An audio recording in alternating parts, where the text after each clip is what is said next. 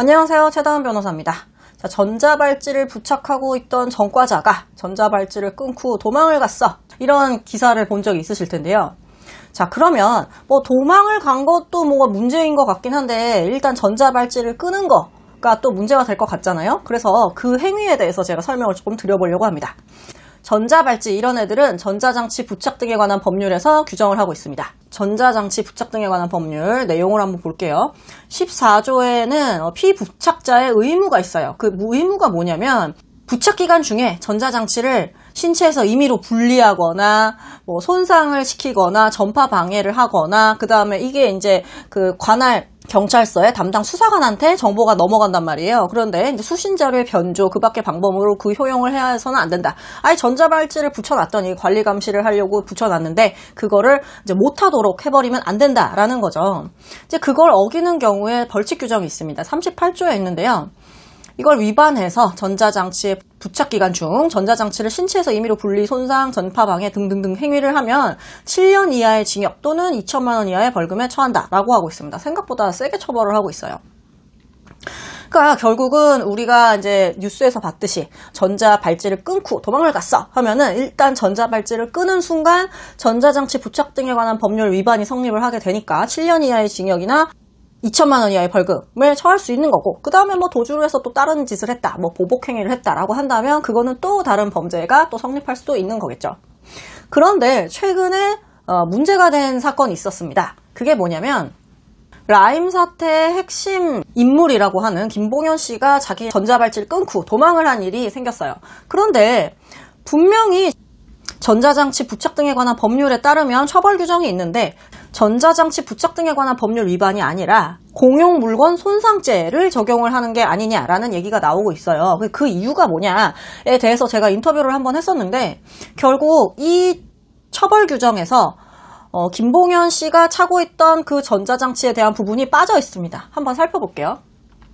자, 지금 김봉현이 전자장치를 왜 찼어? 걔 뭐 성범죄자야? 아니에요. 작년에 새로 신설된 것인데 전자장치를 부착을 하는 것을 조건으로 하는 보석이 있습니다. 자, 예전에는 우리가 보석을 명하면 이 친구가 보석금을 법원에다가 내고 또 도망가면 이 돈 우리가 가질 거야. 그러니까 너 이 돈 다시 받고 싶으면 도망가지 마 라고 해서 보석금을 걸고 풀어주는 그런 것이 이제 보석이잖아요. 그렇게 했었는데 이제는 그것만으로는 안 되겠어. 훨씬 더 강력하게 전자장치를 좀 부착을 해가지고 내보내든지 하는 것도 보석의 한 조건으로 하자라고 해서 전자장치 부착 조건부 보석이 새로 도입되게 됐습니다. 그런 제도가 새로 도입이 됐고 그러다 보니까 이 김봉현의 경우에도 보석을 허가받으면서 전자장치를 부착한 상황이었던 거죠. 그런데 그걸 끊고 도망을 간 거예요. 그런데 여기에서 얘기하는 전자장치 부착을 이제 끊었다. 라는 게 아까 제가 처음에 말씀드렸던 그 처벌 조항에 해당이 되지 않는데 그거를 한번 살펴보면 결국 이 38조 벌칙 규정에는 제14조 1항을 위반한 경우를 뜻하고 있어요. 그리고 27조와 31조를 위반한 경우도 포함하고 있다라고 얘기를 하는데 그 내용이 뭐냐면 형 집행 종료 후에 전자장치 부착 아까 얘기한 것처럼 뭐 성범죄자나 이런 애들이 전과자들이 한동안 우리가 너를 감시할 거야 너 또 하기만 해봐 이런 식으로 형이 종료가 된 후에 얘가 사회생활을 하면서 차고 다니게 하는 그런 경우에 14조가 적용이 되는 겁니다. 그러니까 김봉현의 경우에는 이게 아니야. 형이 종료가 된 게 아니라 지금 재판받고 있는데 보석으로 나간 거란 말이에요. 자, 그러니까 14조 적용 안 돼. 그 다음에 27조는 뭐냐면 가석방 및 가종료 등과 전자장치 부착의 장에 포함이 되어 있는 거예요. 그러니까 가석방 돼서 나갔을 때 이럴 때도 전자장치를 부착했는데 그거를 끊고 도망간 경우에도 처벌이 가능해요. 그다음 또 31조가 뭐냐면 형의 집행유예.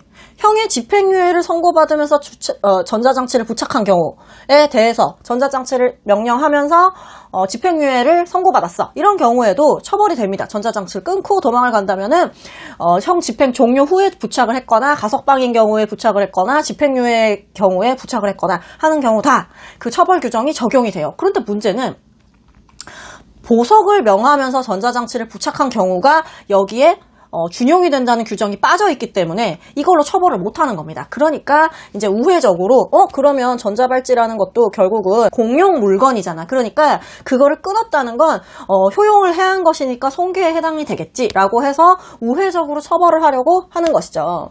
그러니까 이거는 개정을 좀 다시 해야 될 것 같은데 결국 전자장치를 부착을 명하는 게 계속 늘어나고 있어요. 최근에는 어떤 게 있어? 스토킹 처벌법에 또 개정을 하면서 전자장치에 대한 규정이 들어가기 때문에 이 법률이 또 개정이 될 거예요. 그러면 그때 한꺼번에 이렇게 벌칙 규정에 빠져 있는 경우를 다 집어 넣어야 되는 게 아닌가라는 게 이제 제 생각인 거고, 굉장히 마이너한 주제일 수 있는데요. 많은 분들께서 뉴스 기사로 접하고 계시거나 혹은 이 사건에 대해서 궁금해 하실 수도 있을 것 같아서 제가 인터뷰한 건이다 보니까 간략하게 설명을 한번 드려봤습니다.